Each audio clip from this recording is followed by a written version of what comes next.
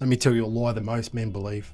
Addiction, the fucking monkey on our backs, is for weak men, hey? Heath Ledger, he had more discipline than fucking you. Robin Williams made millions laugh while he was fucking dying inside. Philip Seymour Hoffman, well, was one of the best actors that ever lived, undeniably. Elvis Presley was a fucking king. Prince was a fucking genius. And they still all got taken out by addiction. By the bottle or by the pill. So what makes you think that you're fucking immune? They weren't losers. They had money. They had status. They fucking had the work ethic. They fucking had the runs on the board. Every fucking day they were winning. And they had access with money financially to the best help that money could buy. They built empires, sold out fucking stadiums across the world. Everywhere they were recognized. Won Oscars. Fucking changed the culture of the world. And yet they got fooled. We'd all get fooled by that monkey on your back. We've got this fucking under control. They had it under control, all right? Because addiction, whatever your vice is, doesn't care if you're winning or not. It cares whether or not that you realise you're at war. Because some men fight the war. Some men give into the war. And some men don't even realise they're at the fucking war until they're in a hospital bed or a coffin. They just thought of stress relief, celebration, fucking networking, and fucking living the life. This is normal. This is what we do. This is what we do as men. Until, well, we don't sleep. We don't exercise. Can't even root our missus. The blood pressure goes through the roof. And your doctor says, oh, just chuck another pill on it. You'll be right, mate. I know when I was fucking living the life, I was on blood pressure medication to the roof. My blood pressure was through the fucking roof. But, oh well, just chuck another pill. I was overweight, apathetic, and I thought everything was under control. And I wasn't even a winner. But your doctor adds another script in, it's all good. But what happens? It all starts to add up. You get cirrhosis, a heart attack, or a stroke. Fuck. I know I had mine at 40. I was a fucking winner. I was ahead of the curve because I almost became one of them. Because I almost became another statistic. Another man that was doing pretty well. Had a job. No one saw it coming. Such a shame. Just imagine all the fucking great things they would have said about me at my funeral. Even though they were probably fucking glad that I was gone because I was such a piece of shit when I was drunk. And if you're living this life, you fucking add alcohol in and you're a piece of shit. Unfortunately, and you don't always know how bad it's going to be, and you don't always know who's going to show up, which is always fun, unless you're one of the people around to find out. Because every man has their demons, but there's a difference between a man who knows that in a fight, or a man that's thinking he's just taking the fucking edge off for the day. One trains, one fights, and the other one just dies slowly inside and just calls it life. Ask yourself, are you dying inside and just calling it fucking life?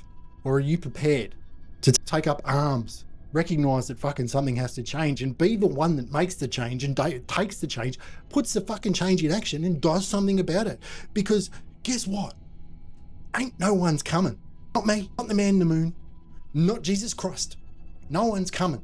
And you can say, oh, well, you don't know what it's like for me. Oh, I had a bad childhood. Oh, my mummy didn't cuddle me at night time. And all that. And I'm not saying that did happen or whatever. At the end of the day, you're a man now. What did or didn't happen in your life up until this point is mute.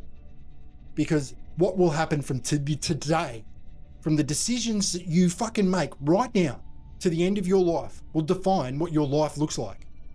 So right up until now, if you draw a line in the sand and say, fuck, well, for me, up until 40, my life was pretty much right off. And that's not to say that I've got all my shit together now, because I don't believe you ever get your shit together. You just get better at life. And as you improve, as your life improves, all the things around you improve, and then you can start to live the life that you actually want to live, rather than just waking up, going to work, hungover, desperate for a fucking drink, get to the end of the day, pass out, and fucking do it all over again. That's not a living, that's existing. And if you're lucky, you get to exist for quite some time until you don't, and then you become one of the statistics. You become one of those famous people, one of those men that could have been a contender. Listen, you think about it. Heath Ledger, Chris Farley, River Phoenix, John Belushi, Marilyn Monroe, Michael Jackson, Jimi Hendrix, Bon Scott, Jim Morrison, Elvis Presley, Prince, Max Miller, Juice WRLD, Rich Homie Quan, I don't know who he is, Vincent Jackson, for an NFL player, chronic alcohol use linked to death. This is what happens. This is the road that it leads. And I don't want to say, oh, well, just don't drink and you'll fucking live a great life. You won't live a great life if you just don't drink. Stopping drinking is step one. Step two is living. Step two is defining the life that you want to live, taking the actions to fucking make the life that you want to live livable, and then fucking living your life.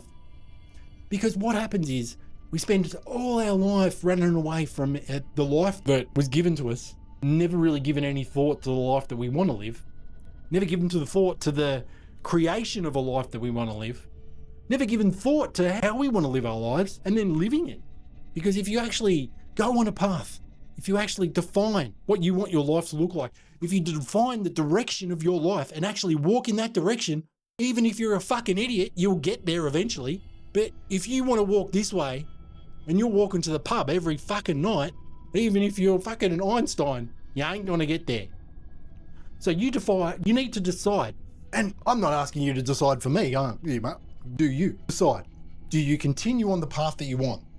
And in 5 years' time, will you become another statistic, whether directly or indirectly affected, or will you be an example of what can happen when you fucking step up to the plate, when you step into battle and you fucking fight for the life that you deserve? You fight for the man that you deserve. You fight for the man that you are, and then start living that life as the man. Because nobody, not me, not Jesus Christ, can live that life for you except for you. So I ask you, 5 years' time, will you become a statistic? Will you become the could have been? Maybe. Will you become the never was? Or will you become the man? And that isn't being better than anyone else. That's just being better than you are today.